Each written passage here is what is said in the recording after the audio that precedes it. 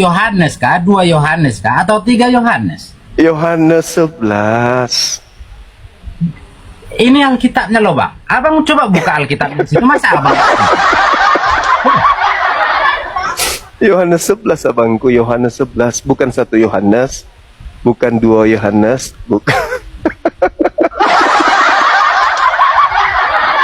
Sekarang Abang yang bacakan. Apa yang kasih tantangannya? Abang yang bacakan. Yohanes 11 itu, tahun itu juga, tahun ini juga, tahun itu juga, Imam besar Kayafas bernubuat bahwa lebih baik satu manusia Yesus mati daripada seluruh bangsa kita itu binasa. Bernubuat. Imam Kayafas bernubuat lebih baik ya satu Yesus mati daripada seluruh bangsa Israel binasa.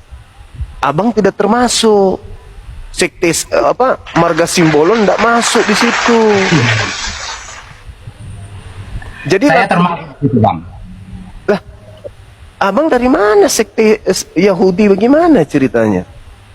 Kalau Yesus dinubuatkan mati daripada semua mati, itu saya masuk. Kenapa? Bang, abang ngolok lagi, ya kan? Ngolok lagi. Kita kan belum selesai berperang. Kita kan belum selesai perangin. Ngolok lagi Bang. Bukan, abangku lucu gitu loh.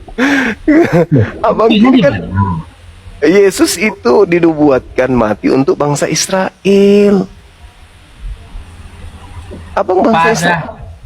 Abang bangsa Israel. Pada saat itu bangsa terbesarnya bangsa Yahudi dan bangsa Israel. Indonesia belum ada Bang. Memang tahun 30 sebelum Masehi Indonesia udah ada kah? Berarti abang nggak termasuk gitu loh. Ya saya masuk dong.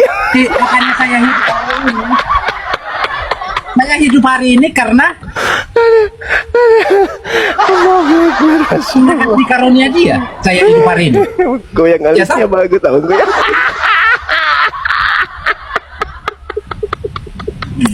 Ya gini katanya tadi mau diskusi. Oh, Abangku ini lucu. Serius bang. giliran kita terangin di Alisnya lucu. Jangan sama makan. Iya. Astagfirullahaladzim, ya Allah yang karim. Kalau diskusi Bang, bukan diolok, bukan ditertawain. Bukan dia. Abang membuat saya tertawa. Anda berhasil membuat saya tertawa gitu loh abangku. Makasih ya. Kalau Iya. saya berhasil buat abang tertawa, tambah umur abang. Ya toh? Iya. Aduh, abang inilah. Ya kalau diskusi, Iya. Kalau memang abang bisa terangin ke saya alasannya apa Yahudi menyalibkan Yesus, coba abang terangin yang abang ketahui. Jadi gini, di Yohanes 11 itu orang-orang Yahudi sepakat membunuh Yesus karena mereka takut bangsa mereka dirampas oleh penjajah Roma. Maka mulai saat itu mereka bersepakat membunuh Yesus. Daripada bangsa mereka dirampas oleh Romawi, lebih baik Yesus jadi korban. Jadi Yesus ini jadi tumbal. Yesusnya ditumbalkan supaya bangsa mereka tidak diambil, tidak dirampas oleh bangsa penjajah Romawi.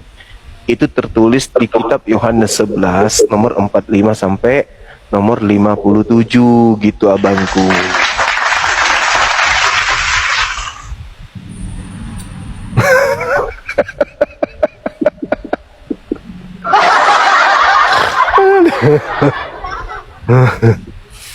Aduh. Lucu ya Bang? Iya, enggak ada yang mengetik di bawah nama abang itu dibuat lucu dibuat. Iya. Kasih dong yang bikin lucu. Iya. Iya kan? Masya Allah. Tapi di samping kelucuan Makasih abang itu, saudara Perdi. di samping kelucuan abang ngolok loh. Enggak. Iya. Abang enggak. Yes. Abang mau itu. Kenapa? Jadi diskusinya nggak clear gitu, diskusinya nggak clear. Clear bang, clear. Yesus ingin disalib karena bangsa Ya. Israel pada saat itu. Yesus nggak ingin disalib, Bang. Enggak, maksudku orang-orang Israel ingin menyalib Yesus itu dikarenakan mereka takut terhadap bangsa Roma. Bukan karena dosa waris, bukan karena Kristen, bukan karena juru selamat, bukan untuk menghapus dosa, bukan untuk mengajarkan doktrin Trinitas dan seterusnya. Itu kan menurut Abang. Menurut dia enggak. Ya ini bukan menurut saya bang, menurut Bible. Kan barusan Abang yang bilang. Iya, tapi saya kan berdasarkan terhadap Yohanes 11. Kan barusan Abang yang bilang. Kan berdasarkan Yohanes 11. Yohanes 11 ayat 45 sampai 57. Udah ketemu rupanya bang. ya kalau dicari apa yang nggak ketemu? Oh ya, syukur, alhamdulillah. Silakan abangku baca, saya dengarkan.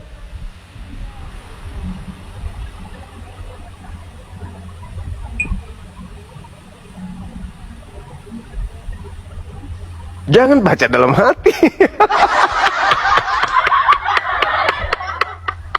Saya hanya baca judulnya aja dong. Apa untuk membunuh Yesus? Iya, silakan. Ya, toh? Silakan. Silakan. Judulnya persepakatan untuk membunuh Yesus. Itu bagus. Untuk membunuh Yesus itu siapa? Perikopnya bagusnya. Silakan dibaca, bang. Ya kan? Ya jadi kita kalau baca kitab itu setengah-setengah atau dipotong-potong, itu jadi konteksnya beda, Bang. Ya, silakan Anda baca satu perikop, silakan. Dari Kan data. abang hafal. Abang tadi udah terangin. Abang kan udah potong-potong, udah terangin sepotong-sepotong. Abang jadi konteks baca. abang yang ketahui. Abang baca, silakan. Silakan. Ini kan persepakatan untuk membunuh Yesus. Nah, itu. Sekarang yang sepakat untuk membunuh Yesus itu siapa? Ya itu Abang kan makanya nggak dibaca. Alhamdulillah kita sudah ketemu datanya, silakan. Iya, abang kan nggak cari. Yang bersepakat untuk membunuh Yesus itu kan orang Yahudi. Ya udah, silakan dibaca. Iya. Jadi, Ya, apa yang melatar belakangi orang Yahudi ingin membunuh Yesus tertuang di situ? ya itulah. Makanya orang itu takut karena ajaran yang diajarkan oleh Yesus, ajaran kebenaran yang diajarkan oleh Yesus mengganggu mereka yang tidak melakukan kebenaran. Ya toh? Terus mereka takut dosa Sama. waris. Kita kasih contoh gitu. Mereka Kita takut kasih contoh gitu. Kalau seseorang mendoktrin kawan-kawanku untuk melakukan kejahatan, ya pasti saya akan marahi dia dong, ingatin dia dong. Masa kau ajak kawanku untuk kejahatan? Ya enggak lah, kan gitu. Ya otomatis paling enggak saya akan singkirkan dia, kan gitu. Iya. Terus mereka membunuh Yesus ini karena takut dosa waris atau karena takut bangsa Romawi? Kalau yang menurut apanya, mereka membunuh Yesus, tadi kan udah saya katakan, karena ajaran yang mereka tahu dan ajaran yang diajarkan Yesus berseberangan dengan pengetahuan mereka. Iya, mereka takut bangsa mereka. Mereka takut kepada bangsa Romawi atau takut kepada dosa waris? Kok jadi konteksnya ke situ? Ya kan memang itu. Persepakatan pembunuhan terhadap Yesus itu latar belakangnya karena apa? Takut dosa waris atau takut bangsa Romawi? Nah, harus tegas, makanya baca dalilnya.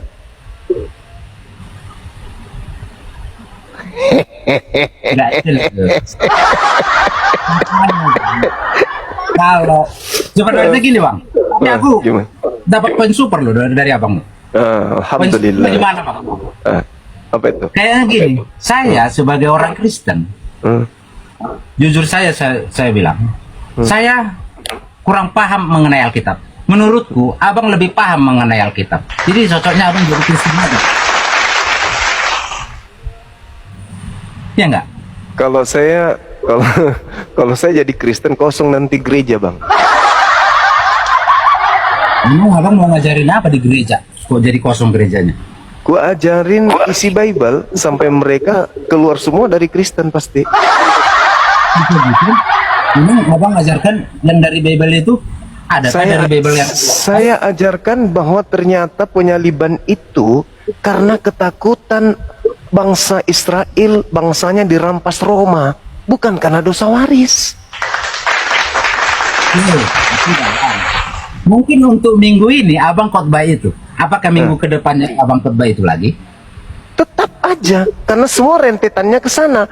Ketika penyaliban itu ternyata bukan untuk dosa waris, maka semuanya runtuh. Apa yang mau dipertahankan lagi oleh orang Kristen? Ketika ternyata apa yang mereka gaung-gaungkan ini itu tidak berlandaskan terhadap doktrin, tapi malah bertentangan dengan doktrin.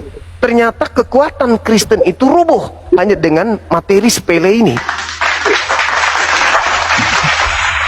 Nyatanya Kristen sampai hari ini masih berdiri, Bang. Karena mereka belum paham, mereka belum paham ternyata latar belakang penyaliban Yesus itu bukan karena dosa waris, tapi karena ketakutan bangsa Yahudi terhadap rampasan daripada kekuatan Imperium Romawi pada saat itu.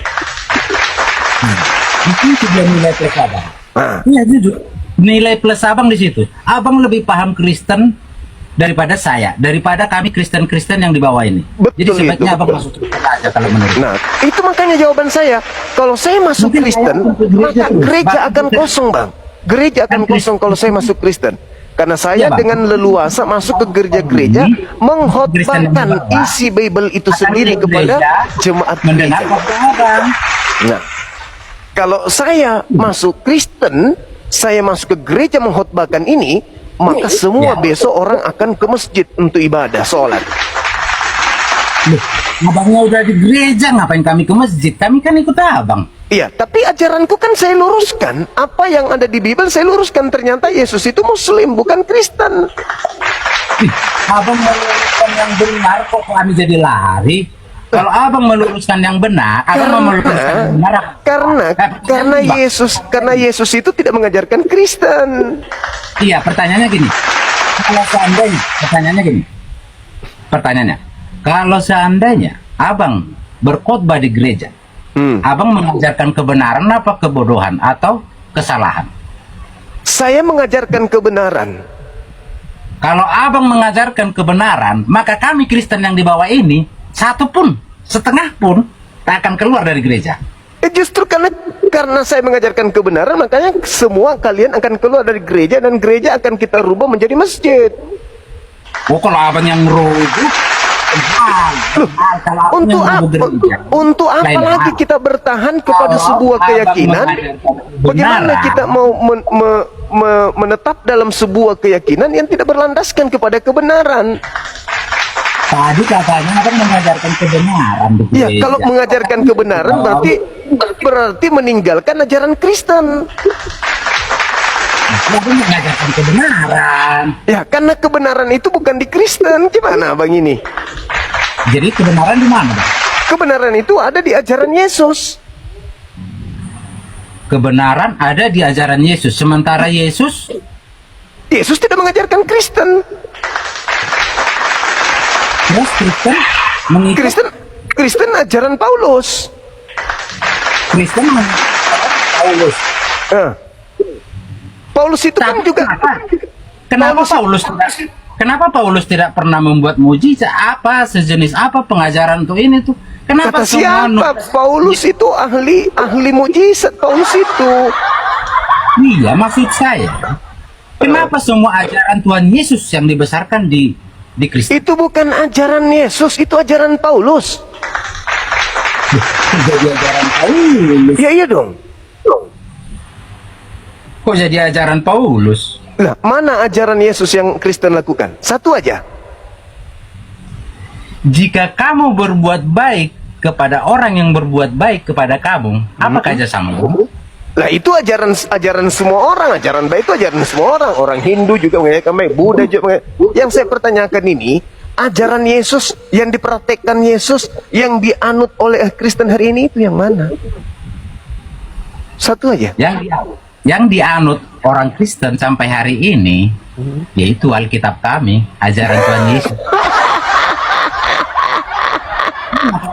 Yang abang anut sampai hari ini dan abang percayai sampai hari ini, itu kan Al-Quran abang. Al-Quran saya dari Nabi saya. Ya betul. Husu Al-Quran min arba'ah. Terimalah Al-Quran itu, kata Nabiku. Nah sekarang ada nggak Yesus mengatakan terimalah Lukas, terimalah kitab Lukas, terimalah kitab Roma, kitab Galatia? Ada nggak Yesus mengatakan itu? Yesus tidak mengatakan Itulah Tapi Yesus memesankan berbuat baik. Ya, kalau berbuat baik ada 10 titah. Saudara, Yesus mengatakan baik buruk itu ada dalam satu data di dalam kitab saudara. Di mana itu? Di Matius 5 nomor 19. Barang siapa yang meniadakan hukum Taurat meskipun yang paling terkecil, lalu mengajarkan kepada orang lain, entah itu anaknya, istrinya, keluarganya, maka dia akan menempati tempat terhina di dalam kerajaan langit. Itu kata Yesus. Sebaliknya, barang siapa yang tidak meniadakan hukum Taurat meskipun yang paling terkecil dan mengajarkan kepada orang lain untuk tidak menghilangkan hukum Taurat, maka dia akan menempati tempat tertinggi di dalam kerajaan langit. Tapi kata Paulus, kalau kamu masih mengharapkan ada kebenaran di dalam hukum Taurat, maka sia-sialah imanmu, maka kamu lepas dari kasih karunia. Mana yang betul, Yesus atau Paulus? Memang super abang. Iya betul bang. Kasih jempol. Ini makanya gini bang, abang super, abang terlalu menguasai kekristenan kami. Jadi sebaiknya abang masuk Kristen aja kalau menurut. Kalau saya masuk Kristen, gereja kosong. A'udzu billahi minasyaitonir rajim. Innad dina 'indallahil Islam wa ma ikhtalafa alladziina utul kitaba illa min ba'di ma ja'ahumul 'ilmu baghyan bainahum wa man yakfur bi ayatillahi fa innallaha sari'ul hisab. Sungguhnya agama yang diridhoi di sisi Allah adalah Islam. Orang-orang yang telah diberi kitab tidak berselisih kecuali setelah datang pengetahuan kepada mereka karena kedengkian di antara mereka. Siapa yang kufur terhadap ayat-ayat Allah, sungguhnya Allah sangat cepat perhitungannya. Setelah ayat sebelumnya menjelaskan tentang keesaan Allah, maka ayat ini menegaskan tentang kebenaran Islam yang inti ajarannya adalah tauhid. Sungguhnya agama yang benar di sisi Allah adalah agama Islam yang inti ajarannya adalah tauhid. Tidaklah berselisih orang-orang yang telah diberi kitab, yakni para penganut Yahudi dan Nasrani, terhadap kebenaran Islam, kecuali atau justru setelah mereka memperoleh pengetahuan tentang hal itu, bukan karena ketidaktahuan. Demikian ini karena adanya rasa kedengkian di antara mereka terhadap karunia yang diberikan kepada Nabi Muhammad sebagai Rasul terakhir. Padahal barang siapa ingkar terhadap ayat-ayat Allah, baik yang tertulis maupun yang tak tertulis, maka sungguh Allah sangat cepat perhitungannya terhadap amal-amal hambanya.